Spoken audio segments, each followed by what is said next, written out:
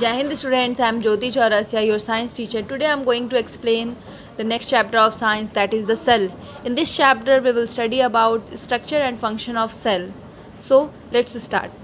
As we know that every living organism in this world is made up of cells, यानी कि जितने भी living organism हो, चाहे वो एनिमल्स हो, प्लांट्स हो और ह्यूमन बींग्स हो, जितने भी लिविंग ऑर्गेनिज्म है वो सेल से मिलके बने हुए हैं। कुछ ऑर्गेनिज्म जो ऐसे होते हैं जो सिर्फ वन सेल से मिलके बने होते हैं, उन्हें हम यूनिसेलुलर या फिर सिंगल सेल्ड ऑर्गेनिज्म कहते हैं। Such as plants, animals and human beings are organism made up of million of cells, यानी कि प्लांट्स, एनिमल्स और ह्यूमन बींग ऐसे ऑर्गेनिज्म है जिनकी बॉडी बहुत सारे सेलों से मिलके बनी हुई है, तो इन्हें हम मल्टी सेलुलर ऑर्गेनिज्म कहते हैं। We are also a multicellular organism. Cells are so small that it is impossible to see them with a naked eye, यानी कि सेल्स इतने छोटे होते हैं कि हम उन्हें अपने आईज से नहीं देख सकते हैं। Cell is considered as the functional unit of living organism. In a single celled organism, all the processes related to life are carried out within the boundary of a single cell. यानी एक single cell में ही life से related processes जो होते हैं वो होते हैं। In human beings glucose which is a product of food, यानी कि जो हम फूड खाते हैं डाइजेशन के बाद वो ग्लूकोज में कन्वर्ट हो जाता है, वो ब्लड के थ्रू सेल तक पहुंचाया जाता है। The process of conversion of glucose into energy is carried out inside the cells, यानी कि सेल के अंदर ही ग्लूकोज से एनर्जी का कन्वर्जन होता है। यानी कि जो ग्लूकोज हमारे ब्लड में होता है, ब्लड में प्रेजेंट ब्लड जो होता है सेल तक वो पहुंचाता है ग्लूकोज को, और उस ग्लूकोज का कन्वर्जन एनर्जी में होता है, जिससे कि हम कोई भी वर्क कर सकते हैं, प्ले कर सकते हैं, खेलते हैं, वर्क करते हैं, जिससे हमें एनर्जी मिलती है। ये सारा प्रोसेस जो होता है वो सेल के अंदर होता है। Even a multicellular organism originates from a multiplication of a single cell, यानी कि जो मल्टी सेलुलर ऑर्गेनिज्म होते हैं वो भी सिंगल सेल के मल्टीप्लिकेशन से बनते हैं, यानी एक सेल जो होता है वो कई बार मल्टीप्लाई होता है तो मल्टी सेलुलर ऑर्गेनिज्म बनते हैं। Since most of the functions are carried out inside the cell, that's why cell are regarded as a living unit of body, यानी कि बहुत सारे फंक्शन सेल के अंदर होते हैं, इसीलिए इसे हम लिविंग यूनिट ऑफ बॉडी कहते हैं। The science which deals with the study of cells is known as cell biology, यानी कि जिस साइंस के अंदर हम सेल की स्टडी करते हैं उसे हम सेल बायोलॉजी कहते हैं। अगर किसी पत्ती का कलर हरा है, इसका मतलब ये नहीं कि जो लीफ की सेल होगी, यानी कि लीफ में जो सेल प्रेजेंट होगी वो भी ग्रीन कलर की होगी। सेल किसी भी ऑर्गेनिज्म के कलर का इफ़ेक्ट सेल के कलर से नहीं होता है, यानी cell of all the living organism are transparent and colourless, यानी कि सभी लिविंग ऑर्गेनिज्म के जो सेल्स होते हैं वो ट्रांसपेरेंट और कलरलेस होते हैं।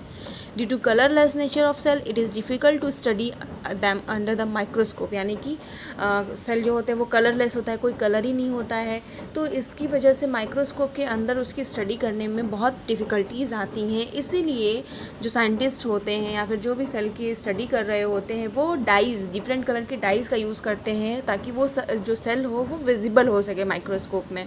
These dyes are stains. Some common type of stain are safranin, eosine, methylene blue, etc. These stains react with different parts of cell and make them visible under the microscope. ये क्या करते हैं, जो die होते हैं, ये जो stand होते हैं वो सेल के साथ रिएक्ट करते हैं और जिससे की वजह से माइक्रोस्कोप में ये विजिबल हो पाते हैं, दिखाई देते हैं। Now let's study about structure of cell. Our cell contain various parts, यानी कि एक सेल में बहुत सारे छोटे छोटे स्ट्रक्चर होते हैं, छोटे छोटे और सेल ऑर्गेनेल्स होते हैं जिनके बारे में अब हम स्टडी करेंगे। First is the nucleus. Nucleus is a very important cell organelle. It is a dense spherical body surrounded by a membrane like plasma membrane, यानी कि ये एक स्फेरिकल शेप का होता है, एक मेम्ब्रेन से कवर होता है जिसे हम प्लाज्मा मेम्ब्रेन कहते हैं। Nuclear membrane contain tiny pores for the transport of material in and outside the nucleus, यानी कि न्यूक्लियर मेम्ब्रेन में छोटे छोटे पोर्स होते हैं जिससे कि मटेरियल्स का ट्रांसपोर्टेशन होता है, अंदर से बाहर या बाहर से अंदर आते हैं materials. Nucleus is the most important part of cell structure because it control various metabolic activities of cell, यानी कि न्यूक्लियस जो होता है वो सेल का बहुत इंपॉर्टेंट पार्ट होता है क्योंकि ये सेल के वेरियस मेटाबॉलिक एक्टिविटी को कंट्रोल करता है। Generally, a cell has only one nucleus, but in some cells there may be two binucleate cells or even polynucleate cells, यानी कि नॉर्मली एक सेल में एक ही न्यूक्लियस होता है, लेकिन कभी कभी कुछ सेल्स ऐसे होते हैं जिनमें दो न्यूक्लियस होते हैं या कई न्यूक्लियस होते हैं। Next cell organelles is the cell membrane. Cell membrane is the outermost covering of animal cell, यानी कि एनिमल सेल की जो सबसे बाहर की कवर होती है उसे हम सेल मेम्ब्रेन कहते हैं. In case plant cell it is present close to the cell wall, यानी कि प्लांट सेल की जो आउटर कवरिंग होती है, जैसे हमारी आउटर कवरिंग स्किन है, तो एनिमल सेल की जो आउटर कवरिंग उसको सेल मेम्ब्रेन कहते हैं, और प्लांट सेल की जो आउटर कवरिंग होगी वो उसे हम सेल वॉल कहते हैं. It is called semipermeable. ये सेमी परमिएबल होता है. परमिएबल का मतलब which allows something to pass through, यानी कि जो किसी भी मटेरियल को अपने अंदर से पास होने दें.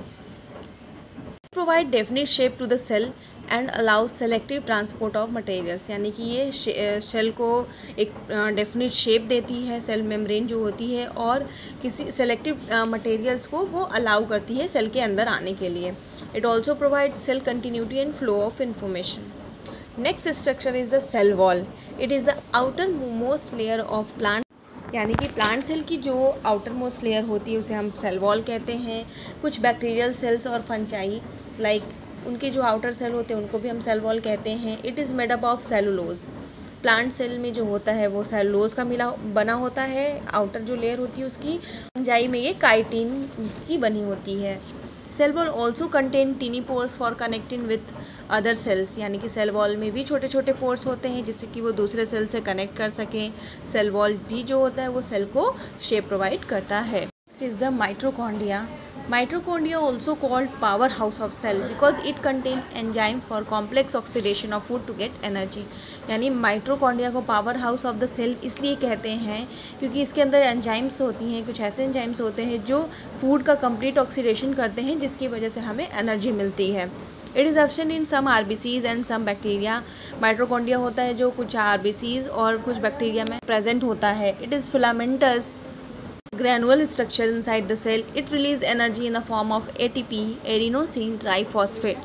It contains ribosomes and DNA inside it, यानी कि माइटोकॉन्ड्रिया में राइबोसोम एंड DNA इसके अंदर होते हैं. Next is the endoplasmic reticulum. It is a complex network of tubes and vesicle like pipe, यानी कि ये कॉम्प्लेक्स नेटवर्क होता है ट्यूब्स और वेसिकल्स लाइक जैसे पाइप के जैसे वेसिकल्स होते हैं उनका ये कॉम्प्लेक्स नेटवर्क होता है. It has a membrane like plasma membrane. इसकी मेम्ब्रेन भी होती है जिसे हम जैसे कि plasma membrane. Endoplasmic reticulum is concern with the synthesis of protein, lipid and inter cellular and intra cellular transport, यानी एंडोप्लाज्मिक रेटिकुलम का वर्क होता है प्रोटीन और लिपिड का सिंथेसिस करना और इंटरसेलुलर और इंट्रासेलुलर ट्रांसपोर्टेशन करना. Next is the Golgi body. It is a complex of membrane bound sacs, tubules and vesicles. It lies near the nucleus, यानी गोल्जी बॉडी जो होता है वो न्यूक्लियस के पास प्रेजेंट होता है. ये सारे यूकैरियोटिक सेल में पाया जाता है except RBC. Membrane bound sac of Golgi complex are called cisternae. Cisternae are thin and curved. Cisternae जो होती है वो थिन और कर्व्ड होती है. The function of Golgi complex is synthesis and repair of cell membrane, यानी कि Golgi body का वर्क होता है सेल मेम्ब्रेन को रिपेयर करना, सेल वॉल को रिपेयर करना और प्रोडक्शन ऑफ लाइसोसोम का प्रोडक्शन करना. Next topic is the lysosomes. These are spherical vesicle covered by single membrane. Lysosome contain inside them intracellular digestion. These are also called suicidal bag of cell because they can digest whole the cell. यानी lysosome क्या पूरे cell को भी digest कर सकता है, इसीलिए इसे सुसाइडल बैग ऑफ सेल भी कहते हैं. Lysosome are found in almost all animal cells except RBC. RBC को छोड़कर लाइसोसोम सारे एनिमल सेल में पाए जाते हैं.